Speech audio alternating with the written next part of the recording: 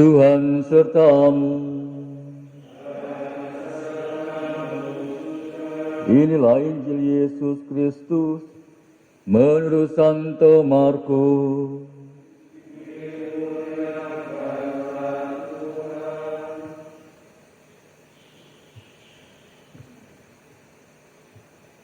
Sekali peristiwa, Herodes menyuruh orang menangkap Yohanes dan membelenggunya di dalam penjara.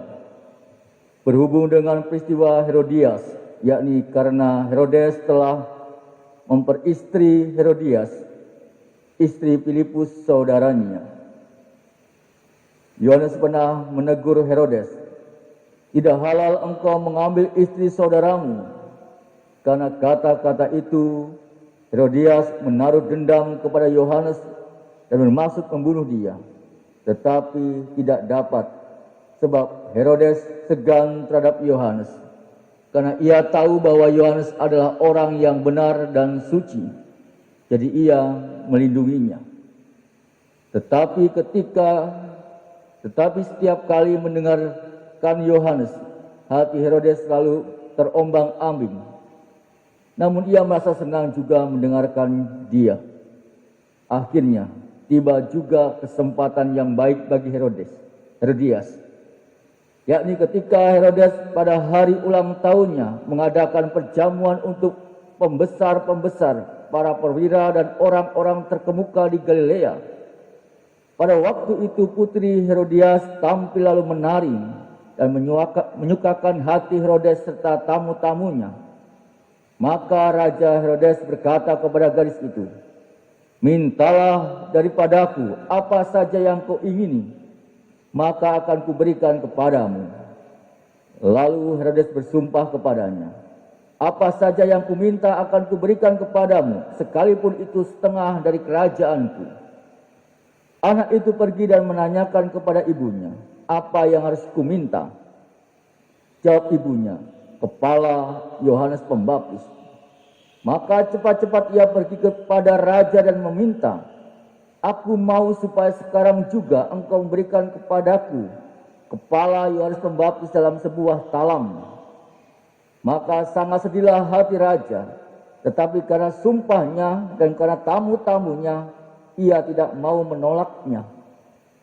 Raja segera menyuruh seorang pengawal dengan perintah supaya mengambil kepala Yohanes. Orang itu pergi dan memenggal kepala Yohanes di penjara. Ia membawa kepala itu di sebuah talam dan memberikannya kepada Herodias, dan gadis itu memberikannya pula kepada ibunya. Ketika murid-murid Yohanes mendengar hal itu, mereka datang dan mengambil mayatnya, lalu membaringkannya dalam kubur. Demikianlah Injil Tuhan. Terpujilah Kristus.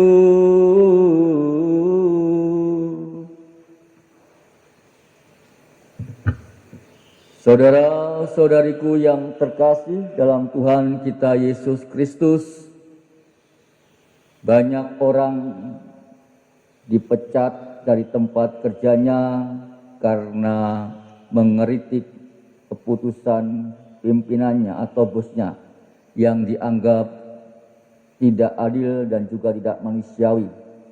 Banyak orang yang dibenci oleh teman-temannya di sekolah ataupun di kampus karena berani berkata benar dan tidak ikut-ikutan mencontek.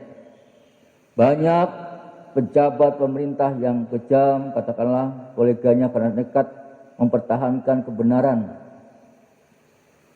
Masih banyak kenyataan lain yang tentunya yang bisa kita sebutkan untuk menunjukkan bahwa perjuangan untuk mengatakan apa yang benar itu ternyata tidak selalu mudah.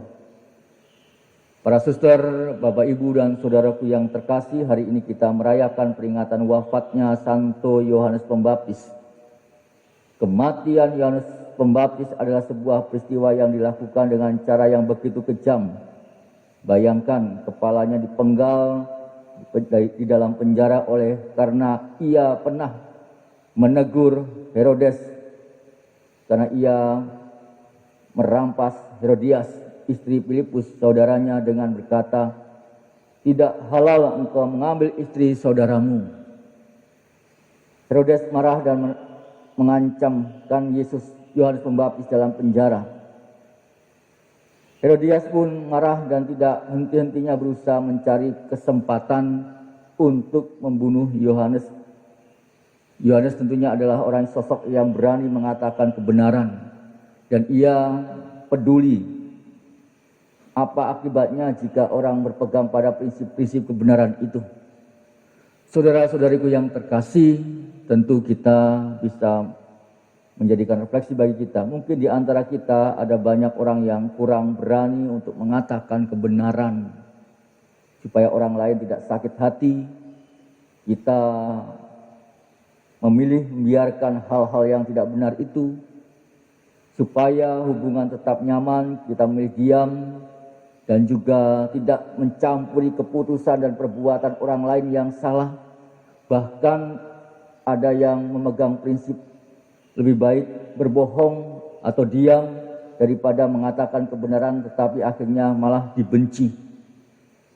Karena itu kita akan terkesan orang baik karena tidak banyak mengkritik dan juga menasehati. Saudaraku yang terkasih, tentu menjadi seorang pengikut Yesus mestinya berani berkata benar. Dikucilkan, diremehkan, dan diacuhkan di kalangan masyarakat atau di tempat kerja adalah tentunya resiko seorang yang berjuang demi mewartakan kebenaran.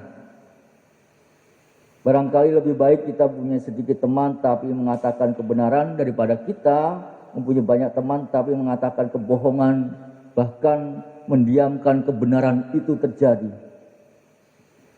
Saudara terkasih, tentunya kita jangan takut mengatakan yang benar di mana-mana pun kita berada. Bahkan Tuhan sudah berfirman, mereka akan memerangi engkau tapi tidak akan mengalahkan engkau, sebab aku menyertai engkau untuk melepaskan engkau. Dan terkasih, marilah kita mohon rahmat kekuatan dalam diri kita untuk bisa mengatakan kebenaran dalam hidup kita, dalam keluarga kita, dalam hidup berkomunitas kita, dan juga dalam hidup bermasyarakat. Semoga Tuhan memberkati kita semua. Amin.